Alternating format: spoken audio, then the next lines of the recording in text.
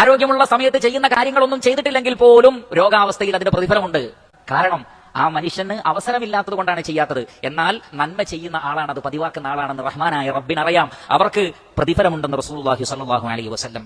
ഇമാം ബുഖാരി റഹ്മത്തുള്ളാഹി അലൈഹി അദ്ദേഹത്തിന്റെ സ്വഹീഹിൽ ഉദ്ധരിക്കുന്നു, ഇബ്നു അബ്ബാസ് റളിയല്ലാഹു അൻഹുവിൽ നിന്നുള്ള ഹദീസാണ്, ഖുദ്സിയായ ഹദീസാണ്.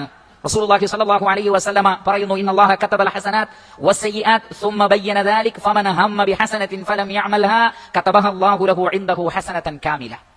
ഒരു വ്യക്തി ഒരു നന്മ ഉദ്ദേശിച്ചു, പക്ഷെ അത് പ്രവർത്തിച്ചില്ല, എന്നാലും ഒരു സമ്പൂർണ്ണ നന്മ രേഖപ്പെടുത്തുന്നു. കാരണം മറ്റു പല തടസ്സങ്ങൾ കൊണ്ടും ചെയ്യാൻ പറ്റിയില്ല, പക്ഷെ മനസ്സിൽ നിയ്യത്ത് വേണം. അതുകൊണ്ട് റമദാൻ വരുന്നു, നമ്മുടെ മനസ്സിൽ പ്ലാൻ ഉണ്ടാവണം. ഞാൻ ഇത്രയൊക്കെ ഖുർആൻ ഓതും, അത് സത്യസന്ധമായിരിക്കണം. ഞാൻ ഇത്ര ദൈർഘ്യമായി ഞാൻ നമസ്കരിക്കും ഖിയാമുൽ ലൈൽ, അതേപോലെയുള്ള ഇന്ന സൽക്കർമ്മങ്ങളൊക്കെ ഞാൻ ചെയ്യുമെന്ന് പ്രിയപ്പെട്ടവരെ ആത്മാർത്ഥമായി നമ്മൾ നിയ്യത്താക്കുക.